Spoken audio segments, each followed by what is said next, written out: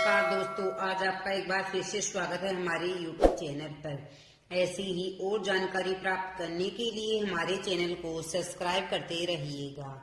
भगवान श्री कृष्ण ने नारद मुनि को सुनाई गरुड़ पुराण की कथा। मनुष्य जैसा कर्म करता है उसका अगला जन्म उसी योनि में होता है। भगवान श्री कृष्ण कहते हैं कि हर मनुष्य अपने जीवन में अच्छे और बुरे कर्म करता है, क्योंकि उन्हें अपने कर्मों के बारे में पता नहीं होता है। जो मनुष्य अच्छे कर्म करते हैं उन्हें मोक्ष की प्राप्ति होती है, वहीं जो मनुष्य बुरे कर्म करते हैं उन्हें सर्प, बिच्छू, कुत्ता, बिल्ली, गद्दा आदि योनि में जन्म मिलता है। भगवान श्री कृष्ण कहते हैं, जैसा कर्म करोगे वैसा ही जन्म होगा। गरुड़ पुराण में बताया गया है कि हर जीवन का पुनर्जन्म होता है। मनुष्य जैसा कर्म करता है वैसी ही योनि में जन्म लेता है। मनुष्य एक ऐसा सत्य है जिसे कोई भी प्राणी टाल नहीं सकता, परंतु हम यह नहीं जान पाते हैं कि मरने के बाद हमारा अगला जन्म किस योनि में होगा। लेकिन गरुड़ पुराण में जन्म मरण कर्म के बारे में विस्तार से जानकारी दी गई है। गरुड़ पुराण के इस रहस्य में ज्ञान को जानने के बाद आपके जीवन से जुड़े समस्त काम, लोभ, क्रोध, मोह खत्म होगा। एक समय की बात है, द्वारिका नगरी में भगवान श्री कृष्ण अपने दिव्य आसन पर विराजमान थे। तब देवर्षि नारद नारायण नारायण का जाप करते हुए उनके पास पहुंचे। उन्होंने प्रणाम किया और बोले, हे प्रभु, आप त्रिकालदर्शी हैं। आप जानते हैं कि जो जीवन मनुष्य जन्म लेता है वह अपने पिछले कर्मों के अनुसार फल भोगता है। हे प्रभु, मैं जानना चाहता हूँ कि पाप कर्म करने वाले मनुष्य की मृत्यु के बाद उसके शरीर से आत्मा निकलने के बाद उस आत्मा के साथ क्या होता है? क्या आप उसे कभी मुक्ति मिलती है या वह जन्म जन्मांतर तक कष्ट भोगता रहता है? फिर भगवान श्री कृष्ण नारद की बात सुनकर मुस्कुराए और कहा, हे नारद, यह प्रश्न बहुत ही गहन और महत्वपूर्ण है, जो मनुष्य जाति के जीवन, कर्म और उसके फल पर आधारित है। मैं तुम्हें एक ऐसी कथा सुनाता हूँ जो न केवल तुम्हारे इस प्रश्न का उत्तर देगी बल्कि हर मनुष्य के लिए एक चेतावनी और प्रेरणा भी होगी। भगवान श्री कृष्ण आगे कहते हैं, हे नारद, यह कथा गरुड़ पुराण की कथा है और इस कथा को जो भी मनुष्य आधा अधूरा सुनता है उस पर भारी संकट आते हैं, क्योंकि आधा अधूरा ज्ञान किसी काम का नहीं होता। भगवान श्री कृष्ण कहते हैं, हे नारद, जो मनुष्य इस कथा को ध्यान पूर्वक पूरा सुन लेगा और समझ लेगा उसका काम, लोभ, क्रोध, मोह से मुक्ति मिलेगी। फिर भगवान श्री कृष्ण नारद को उस कथा को सुनाते हुए कहते हैं, हे नारद, प्राचीन समय की बात है, गंगा नदी के किनारे काशी नामक नगर में एक व्यक्ति रहता था जिसका नाम सुजान था। वह बहुत धनवान था, लेकिन उतना ही क्रूर, स्वार्थी और अधर्मी भी था। उसका जीवन केवल भोग विलास और दूसरों को नीचा दिखाने में ही गुजर रहा था। सुजान के माता पिता अब बूढ़े हो चुके थे। उन्होंने अपने जीवन में खूब मेहनत मजदूरी करके उसे सुख सुविधाएं दी थी, लेकिन सुजान ने अपने माता पिता को अपने जीवन से बेदखल कर दिया। वह अपने माता पिता को घर के एक कोने में एक जानवर की तरह रखता था। वह उन्हें ठीक से भोजन भी नहीं देता था और ना ही उनकी देखभाल करता था। एक दिन उसकी माँ ने रोते हुए कहा, बेटा, तुमने पालने के लिए अपने जीवन के हर सुख का त्याग कर दिया। क्या आज हमारी यही स्थान है? सुजान ने कठोर स्वर में जवाब दिया और कहा, तुम दोनों अब मेरे किसी काम के नहीं हो।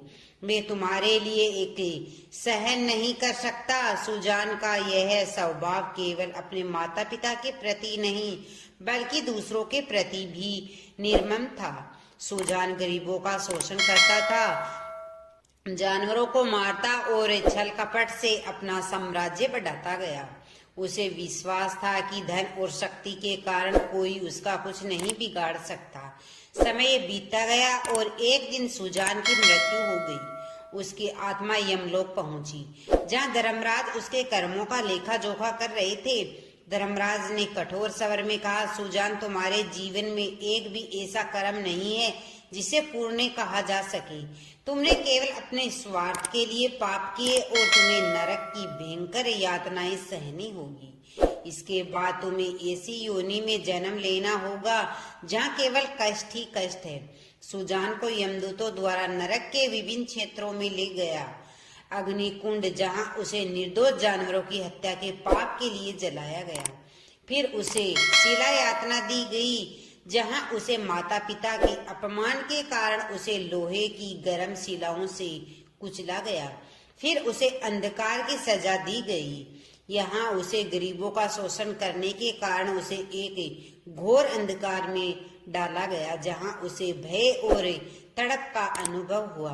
फिर उसे भूख प्यास का दंड दिया गया, जहाँ भूख प्यास से तड़पता रहा, लेकिन उसे केवल रक्त और पीप पीने को दिया गया।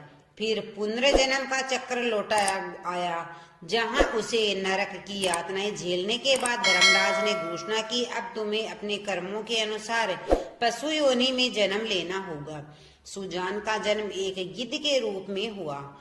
उसे सड़ा गला मांस खाना पड़ा और वह हमेशा असुरक्षित और तृष्णा से भरा रहता। लेकिन उसका कष्ट यही समाप्त नहीं हुआ।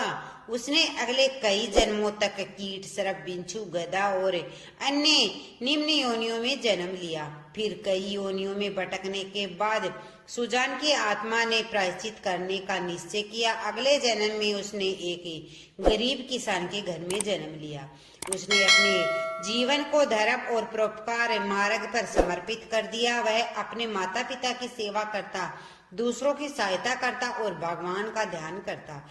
फिर एक दिन भगवान विष्णु ने उनके सपने में आकर कहा, तुमने अब सच्चे मन से प्रायश्चित किया है। तुम्हारे पुण्य कर्मों ने तुम्हारे पापों को धो दिया है। अब तुम्हें मनुष्य जन्म में मुक्ति का अवसर मिलेगा।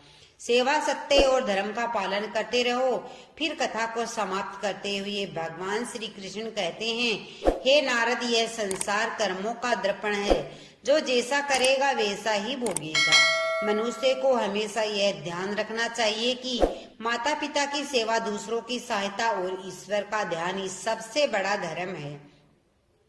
जो मनुष्य अपने माता पिता का अपमान करता है, दूसरों को कष्ट देता है, उसे न केवल नरक में भयानक यातनाएं मिलती है, बल्कि वह जन्म जन्मांतर तक दुख भोगता है। लेकिन जो अपने कर्म सुधारता है, वह इस चक्र से मुक्त हो जाता है। यह संसार एक अवसर है। धर्म, सत्य और सेवा ही मनुष्य का जीवन है। मनुष्य को यह समझना चाहिए कि मृत्यु के बाद केवल उसके अच्छे कर्म ही उसके साथ जाते हैं। यह जीवन क्षण भंगुर है, लेकिन कर्मों का चक्र अनंत है। हर पाप का दंड और पुण्य का फल निश्चित होता है। माता पिता के चरणों में स्वर्ग है और उनका सम्मान और सेवा सबसे बड़ा धर्म है। जो इस सत्य को समझेगा वह न केवल इस जीवन में सुखी रहेगा, बल्कि मृत्यु के बाद भी उसे शांति और मोक्ष प्राप्ति होगी। भगवान श्री कृष्ण कहते हैं, हे मनुष्य, अपने कर्मों पर ध्यान दो, स्वार्थ, पाप और अहंकार को त्यागो, धर्म, सत्य, सेवा को अपनाओ, क्योंकि यह जीवन का सबसे बड़ा सत्य मार्ग है। गरुड़ पुराण हमें सिखाता है कि मनुष्य का जीवन उसकी मृत्यु और पुनर्जन्म उनके कर्मों के अनुसार होता है। गरुड़ पुराण हमें केवल मृत्यु के बाद के मार्ग के बारे में नहीं सिखाता, बल्कि यह भी सिखाता है कि वर्तमान जीवन में कैसे जिए, ताकि हमारा अगला जन्म श्रेष्ठ योनि में हो और हम मोक्ष की ओर अग्रसर हो सके। हर मनुष्य का जन्म उसके पिछले कर्मों के अनुसार ही उसका अगला जन्म तय होता है। गरुड़ पुराण में यह भी बताया गया है कि हर प्राणी का पुनर्जन्म होता है, यानी हर जीवन मरने के बाद फिर से दोबारा जन्म लेता है। हिंदू धर्म ग्रंथों के अनुसार हर मनुष्य का पुनर्जन्म उनके पिछले कर्मों के अनुसार ही उसका अगला जन्म तय होता है। परंतु हर मनुष्य को यह जानने की उत्सुकता मन में बनी रहती है कि हमारा अगला जन्म किस योनि में होगा। मनुष्य के रूप में या कीड़े मकोड़े या कुत्ते बिल्ली के रूप में होगा। मनुष्य के मन में हमेशा एक असमंजस बना रहता है कि वह हम कौन सा कर्म करें जिससे हमारा अगला जन्म फिर से मनुष्य के रूप में ही होगा। या कीड़े मकोड़े या पशु के रूप में होगा। कुछ लोगों के मन में यह भी सवाल उठता है कि वह महिला के रूप में जन्म लेंगे या पुरुष के रूप में या फिर किन्नर के रूप में।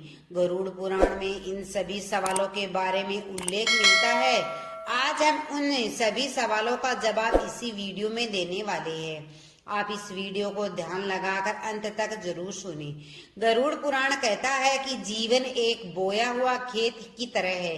जैसा आप खेत में बीज डालोगे वैसा ही फल मिलेगा। उसी प्रकार मनुष्य जैसा कर्म करता है उसी प्रकार उसे फल की प्राप्ति होती है। यदि कोई व्यक्ति अपने जीवन में सच्चाई, प्रेम और सेवा के बीज बोए तो उसका अगला जन्म उनके कर्मों के अनुसार उच्च योनि में होगा। उसी व्यक्ति का अगला जन्म ऐसी योनि में होगा जहां उसे सुख, समृद्धि और आध्यात्मिक शक्ति की भी प्राप्ति होगी। परंतु यदि व्यक्ति अपने जीवन में ईर्ष्या, हिंसा और लोभ के बीज को बोए तो उसे अपने कर्मों का फल जरूर भोगना पड़ेगा। वही कर्म के अनुसार मनुष्य के अगले जन्म को अंधकारमय बना देता है। वह मनुष्य निम्न योनि में जन्म लेता है, जैसे पशु, कीड़े मकोड़े, कुत्ता, बिल्ली की योनि में जन्म लेता है। यहाँ तक कि उस मनुष्य की आत्मा को नरक की ओर प्रस्थान कर देता है, जहाँ आत्मा को विभिन्न यातनाएं दी जाती है। गरुड़ पुराण कहता है कि मृत्यु के समय में आपकी अंतिम सोच और भावना की आपके अगले जन्म को निर्धारित करती है। यदि मनुष्य के मरने के समय ये मन शांत है और ईश्वर के प्रति समर्पित है तो आत्मा उच्च लोकों में जाती है। वही मनुष्य के मरने के बाद यदि मन अस्थिर है और सांसारिक इच्छाओं में फंसा है तो आत्मा को पुनर्जन्म के चक्कर में लौटाना पड़ता है। गरुड़ पुराण में यह भी बताया गया है कि आत्मा का पुनर्जन्म का उद्देश्य आत्मा को शुद्ध करना होता है। आत्मा बार बार जन्म इसलिए लेती है ताकि वह अपने कर्मों का फल भोग सके और ईश्वर की ओर बढ़ सके। हिंदू धर्म में यह उल्लेख मिलता है, जो मनुष्य जन्म लेता है उसकी मृत्यु अवश्य होती है। यदि मनुष्य ने अपने जीवन में अच्छे कर्म किए हैं तो उसे उच्च योनि में जन्म मिलता है और यदि मनुष्य ने पाप कर्म किए हैं तो उसे निम्न योनि या दुखद जीवन का सामना करना पड़ता है। यह कर्मों के आधार पर होता है। मनुष्य जो भी अच्छे या बुरे कर्म करता है वह एक अदृश्य ऊर्जा के रूप में उसके साथ रहता है। मृत्यु के बाद आत्मा अपने कर्मों के आधार पर अगली योनि या जीवन का चयन करती है। गरुड़ पुराण हिंदू धर्म ग्रंथों का एक पवित्र ग्रंथ है, जिसमें मृत्यु, पुनर्जन्म और कर्मफल के बारे में विस्तार से वर्णन मिलता है। यह ग्रंथ विशेष रूप से मृत्यु के बाद आत्मा की यात्रा, पाप और पुण्य, मनुष्य के पुनर्जन्म, अपने अच्छे और बुरे कर्मों के अनुसार अगले अगले योनियों में जन्म लेता है। गरुड़ पुराण के अनुसार मृत्यु के बाद यमलोक जाती है, जहां उससे कर्मों का लेखा जोखा किया जाता है। कर्मों के आधार पर आत्मा को स्वर्ग, नरक और पुनर्जन्म का रास्ता दिखाया जाता है। यदि आत्मा ने पाप अधिक किए हो तो आत्मा नरक की यातनाएं भुगती है और फिर निम्न योनियों में जन्म लेती है। यदि आत्मा ने पुण्य कर्म किए हैं तो आत्मा स्वर्ग में सुख भोगती है और फिर पुनः मनुष्य योनि में जन्म लेती है। भगवान श्री कृष्ण ने बताया कि मनुष्य को यह 5 पाप भूल कर भी नहीं करने चाहिए, जिन्हें अगर मनुष्य गलती से भी करता है तो उसका अगला जन्म निम्न योनि में होता है, जैसे कीड़ा मकोड़ा, कुत्ता, बिल्ली में जन्म लेता है। नंबर 1, माता पिता का अपमान और अनादर। जो व्यक्ति अपने माता पिता का अपमान करता है या उसकी सेवा नहीं करता है, उन्हें कष्ट पहुंचाता है, उसको अगले जन्म में अत्यंत निम्न योनि में जन्म लेना पड़ता है, जैसे सांप, बिच्छू या अन्य डरावने जीव। उस मनुष्य को अपने कुकर्मों का दंड भोगना पड़ता है। गरुड़ पुराण में कहा गया है कि माता पिता के चरणों में ही स्वर्ग है, उनकी सेवा ही सबसे बड़ा पुण्य है। नंबर 2, अहंकार और अभिमान। यदि कोई अहंकारी व्यक्ति किसी दूसरे को नीचा दिखाता है, दूसरों का अनादर करता है और अपने पाप को सबसे बड़ा मानता है, तो उसको अगला जन्म किसी ऐसी योनि में मिलता है जहां उसे अपमानित जीवन जीना पड़ता है, जैसे कुत्ता, गधा। अहंकार मनुष्य का सबसे बड़ा शत्रु होता है। गरुड़ पुराण में कहा गया है कि अहंकारी मनुष्य को कभी मोक्ष की प्राप्ति नहीं होती है। नंबर 3, झूठ और धोखा। जो व्यक्ति झूठ बोलता है और दूसरों को धोखा देता है उसे ऐसे जीवन में रखा जाता है जहां उसे स्वयं धोखे और अपमान का सामना करना पड़ता है। ऐसे लोग मृत्यु के पश्चात कष्ट सहते हैं या चिड़िया, कौवा, तोता या अन्य पक्षियों को योनि में जन्म मिलता है। नंबर 4, चोरी का छल। जो व्यक्ति चोरी और छल से किसी का धन अर्जित करता है और किसी के साथ विश्वासघात करता है और किसी का दिल दुखाता है तो उस व्यक्ति को अगले जन्म में निर्धनता और अपमान का जीवन जीना पड़ता है और उसे चूहा, लोमड़ी की योनि में जन्म लेना पड़ता है।